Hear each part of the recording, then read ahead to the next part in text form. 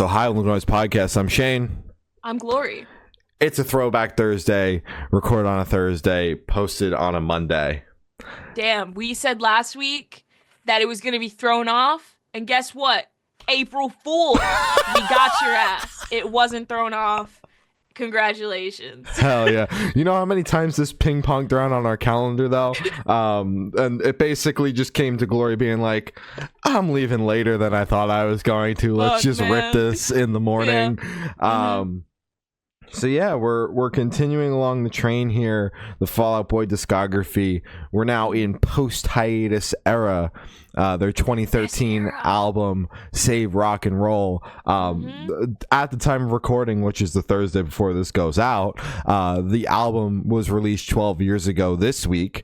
Our timing is so good that the album will have been released 12 years and 1 week ago by the time that this is out. So we're close enough. That is. Exactly. No, I count that as a fucking win. Yeah. Yeah. So,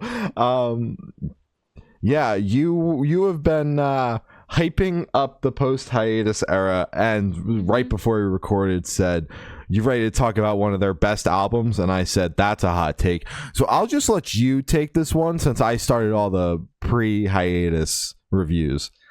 So, personally, Fall Out Boy really clicked for me when I got into their work post-hiatus. Granted, getting into them originally, I didn't even know that there was a hiatus. I didn't know that they fell off the face of the earth for, 5 years, I think. Insane work. Crazy bands do that. Looking at you, Evanescence. What the fuck's up with that? Those aren't even hiatuses. They just fall off the face of the earth. They just... Bye, guys. Oh, we're back. You know, I really hope they drop something. Well, they just dropped a single. Yeah. Never mind. Anyway, this isn't the Evanescence episode. It's just Why so do they keep coming up during the Fall Out Boy review? It's just so funny. I don't know.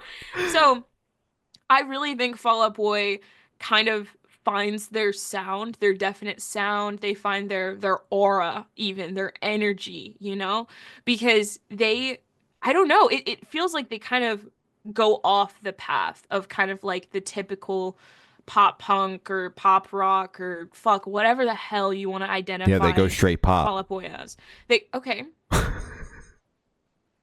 but like with the Patrick Stump flair, with which guitars. Makes it something special.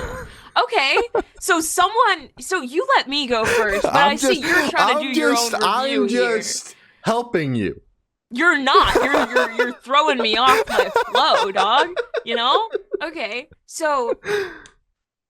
Anyways, I think Fall Out Boy really gets into their groove post-hiatus. I mean, granted, as you said, they aren't heavy. They aren't as heavy on this record or any of the records after hiatus, which is maybe why I connected with it so much when I was younger, because for me, pop is just easier to digest because I got into pop way before I got into rock. Shout out One Direction, shout out Troye Sivan, shout out Dodie. All right? Yeah. Those were my boys growing up. So kind of getting into rock and, dipping my toe in the alternative world, Fall Out Boy post-hiatus was just kind of the stuff I gravitated towards naturally. So this record, I did not realize how much I knew off of it and possibly how much I listened to it before. While I was going through the track listing for like the second time through this morning, I remembered listening to it and kind of like FMing it. God damn, I'm too terminally online. Discord brain. Discord brained. Sharing what song I was listening to in our big group chat, and it was like Young Volcanoes. And I remember being like, God, this is like one of their best fucking songs ever. I love this album. So just going through the track listing, I was like, damn, wait, I really did like this record. When did this? But for whatever reason, when I look at it and when I look at the track listing, like nothing comes up. It just always falls to the wayside for me when, talking about or even thinking about Fall Out Boy records.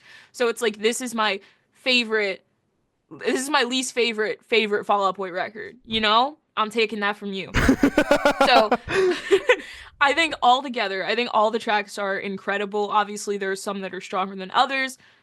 Obviously, you have my songs Know What You Did in the Dark, Alone Together, and Save Rock and Roll that are the really big ones off of the record. The ones that I knew just fucking out the gate. And I was like, oh shit, yeah, all of these are on this album. I forgot how big this one was commercially for them as well. But my personal favorites off the record are The Phoenix, Young Volcanoes and The Mighty Fall featuring Big Sean, which is just crazy feature, Paul. hell yeah. I mean, That's it's just the most 2013 thing ever. Exactly. It's fucking beautiful. It's great. I love it and I want more of it, Fall Out Boy. I know it's 12 years later, but I would like more of it, you know? Bring back Big Sean on the next album. Dead ass. Like, please. That would be so fucking cool. The Mighty Fall Part 2. Come on. Let's do it, guys. Let's do it. And put us on credits. Overall, I think the record is very strong. I do think it is on the poppier side, the pop rock side.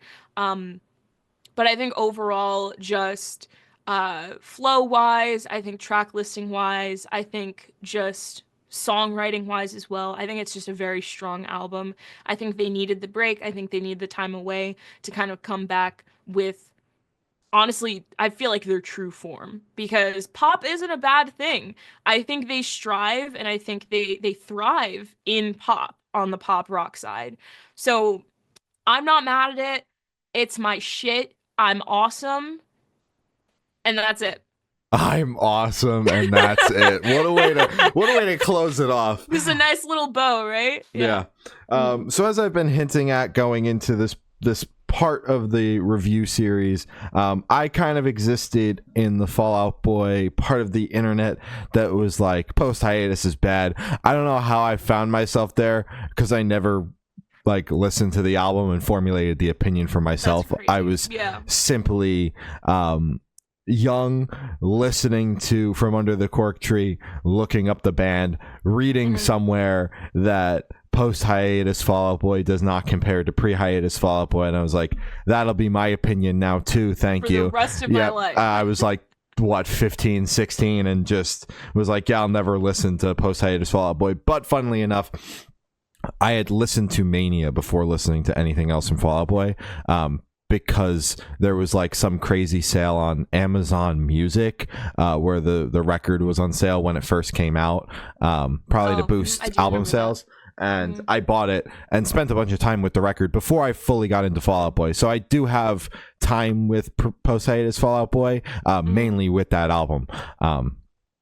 So I had heard this record before, because when I was into Fall Out Boy and existing in these online spaces, someone told me that, you know, yeah, whatever, post hiatus Fall Out Boy doesn't compare to pre hiatus Fall Out Boy, but Save Rock and Roll is a great the best post hiatus album, and you should listen to it. So I did. I didn't enjoy it then, to be honest with you. And I was just like, whatever. Like, I'm just going to stick with what I know, what I like. And I think that like my initial takeaway / like drawback with the record was there's obviously this 5-year gap between the albums, and there's a sound change that's very apparent. The band goes, still exists in this alt space just by association, but the records go from more alt leaning rock stuff to more pop and pop rock inspired music, which angsty teen me wanted what I thought was the heaviest shit I had ever heard on Folie à Deux, and then I heard this and I'm like, what is this pop garbage? I have since changed. I'm going to see Tate McRae in September. Like, I love pop music. And you're considering seeing Katy Perry, dude, Kesha's going on tour. That sounds badass. Honestly, I would see Kesha live. I only know like 2 songs, but I would go. That would you see be awesome. Katy Perry's going to space? What? Yeah, this upcoming week she's going to space. People are like, oh my god, she might like... Hope she makes it back in time for tour. I'm trying to catch that shit. Exactly, dude. I'm trying to see fucking Rebecca Black and Katy Perry tear it up on stage. Dude, she has to make it back. Too. That's awesome. Bro. So I think that was like my initial drawback and why I didn't spend much time with post hiatus Fall Out Boy. Mania was a separate thing because I was into like Panic at the Disco at the time. So it kind of so embarrassing. Why would you say that? Kind of made sense, I guess. And then I got angstier, found My Chemical Romance and thought I was depressed and emo and swooping hair, and I didn't want to listen to pop music anymore. That was not cool. I wasn't even listening. You hated Danger I wasn't Days. even listening to Panic at the Disco at that point in my life. Or it would just be a Fever You Can't Split Out because Panic fell off after. Yeah, Fever. exactly. You know, I very much had the stereotypical emo, lame. It's so lame. We all did that emo, what is it? Part of my life. It was just maybe a little later than most people, which is slightly embarrassing. 17. Yeah, I love talking about it because like it was 15, 16, 17, like I had my driver's license last week, man. Yeah, it was last week, I'll be honest with you. So now that you've got my life story out of the way, because it's important to the review, today was really the first time I was listening to this album with an open mind. I removed the preconceived notion of I don't like post-hiatus Fall Out Boy, because since then, you know, I've heard the singles and I had heard them, you know, in passing. It's not like I never heard a post-hiatus Fall Out Boy song. Like Centuries is their biggest song. I still hear that shit. If I I haven't been to the YMCA in a while, but that shit was like on loop. Yeah, it was like up there with like Demons by Imagine Dragons and shit. Like it was like it's up there, bro. Yeah, and that song fucking bumps still. Both of them. Yeah, both of them do. Shout out Imagine Dragons. Speaking of pop music, shout out Honestly, Imagine Dragons. Shout out. No, but it's crazy because they are kind of in that genre for this one, where it's that pop rock. Oh, this is their Imagine Dragons album. It's our Imagine Dragons era still. Okay, well, that's not just true, but continue. I went into this record with no preconceived notions, removed all the previous bias I had, and was like, I'm just going to listen to the Fall Out Boy record for what it is, and try to formulate an opinion on it. It took me, I listened to it 3 times this morning. It took the 3 listens to kind of come away actually enjoying it for the most part. You know, the first listen I was like, yeah, like whatever, I kind of feel the same way I did previously. Second listen I was like, no, wait, more than just the singles kind of bump. And by the third listen I was like, wait a minute, this record kind of bumps for the most part. So it wasn't the instant love that I had with all of those previous Fall Out Boy records, the big 3 that I really, you know, hold near and dear to my heart. But I had a change of heart with this record, which is cool. I think that the Phoenix, the way it opens, it's quite possibly one of the, like, they just continue to really level up their album openers. And I think opening with the Phoenix, especially, like, this is the first time you're like, now I'm talking Fall Out Boy is back. Now I'm talking 12 years ago, you turn this album on for the first time, this is the first song you hear. I'm feeling goosebumps. As a Fall Out Boy fan that hasn't heard Fall Out Boy in 5 years, this is the first song I hear. I'm going, we're so fucking back. And I still feel that way 12 years later, hearing this song open this album. It's so fantastic. And when they play this song live, it has a similar feeling of like, we are so back. It doesn't matter. So back. It doesn't matter where it is in the set list. There is the we are so back feeling. And my songs, Know What You Did in the Dark, Light 'Em Up, what I would classify the biggest song off of the album. I mean, I've heard this song.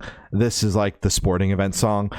You hear this one at the baseball games, hockey game, football. This shit's on. Exactly, and the song fucking bumps. That's one thing about Fall Out Boy and their super popular songs is I don't have the same fatigue with them that I do most other popular songs from bands that I really enjoy. Yeah, well, that's just because it's off that album. That doesn't help it either. It's just fun to make. Yeah, but you know, that is definitely something, a testament to their songwriting. I also really enjoy Where Did the Party Go? The Mighty Fall with Big Sean, which is just a crazy feature pull. All the features on this record are absolutely insane. Yeah, what the fuck is Elton John doing? What is Courtney Love doing on the record too? I don't know what the fuck's happening. I don't fucking get it. So missing you as well, and I like Save Rock and Roll as the closer for the record. Of course I gotta make it's the slow song, but where it is on the record it fits. It also is a big crescendo for the record. I wish it was, because the opener is so big in the Phoenix, I wish Save Rock and Roll was even bigger than the Phoenix. Like, it kind of feels like when we're putting these two songs to bookend, the Phoenix outshines Save Rock and Roll by a large margin, and I wish that Save Rock and Roll had a really, really, really big moment. It's a big song, and it closes off the album well, and it's got Elton John, which are all great points to hit. But it does feel like it lacks in comparison to how massive the opener is. Like, I still get goosebumps hearing the Phoenix now, and I love that song. That's one of the ones I liked before listening through the record. So yeah, all in all, my opinion on the record has changed. I enjoy it. I think for the most part it's solid. Personally, probably my least favorite is Alone Together. I don't know if that's a hot take or anything like that. It just, coming off of the Phoenix and My Songs Know What You Did in the Dark, it kind of lacks in comparison, and I don't enjoy it nearly as much as the rest of the album. We can stay young. Dude, that song fucks. What are you talking about? That's weird. You're weird. There you go. Take. There you go. Yeah. There and you I'm go. Awesome. And I'm awesome. My takes are right. Yours are wrong. Fuck you. Yeah. That's this entire series, honestly. Yeah. That's fair. Yep. But yeah, I have, I'm glad I changed, turned a leaf, at least on this record. I have, no pun intended, high hopes going into the rest of the series. I didn't like that. Because the next record we're chatting about, American Beauty, American Psycho, there are multiple songs on that album that I already enjoy, because there are so many big songs off that album, which is nuts. So I'm somewhat familiar with that album. So excited. Yeah, but Glory will kick that review off as well. Oh my god, 30 minutes 30 straight. Minutes flat. Let's go bar for bar, line for line, song for song. I fucking love. Oh my god, don't get me started.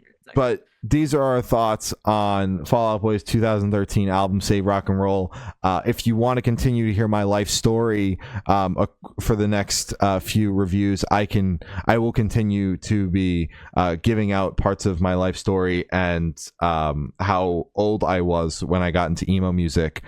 So if that interests you, and how elitist you were. And how much of an asshole I was online. All were. Glory can attest to my behavior online and the way that we would both talk to people honestly about music. Hey, but here we are. Now we get to give our opinion and no one can say shit. No one can speak up. We just delete the comments. We don't. I don't delete shit. We don't delete shit. Even the hate comments about how terrible we are at doing interviews and how much I curse, because that's a thing apparently. Jesus Christ. But yeah, we'll be chatting about the rest of the albums. Glory will be talking about how great post hiatus Fall Out Boy is, and I'll be giving my life story before I review the album. So if that interests you, we've got a few more records to go. Subscribe to us here on YouTube. It helps us out a ton, and it's where you can catch the rest of these videos. We've been reviewing the Discog. All of the reviews are linked below. You can follow us on Twitter. It's Good Noise _cast. Instagram's Good Noise Podcast. Facebook is Good Noise Pod. TikTok is Good Noise Podcast. Audio streaming services are Good Noise Podcast. And Patreon is patreon.com/Good Noise Podcast. Other than that, I've been Shane. I've been Glory. And we've been the Good Noise Podcast. See you next week. Bye. Bye.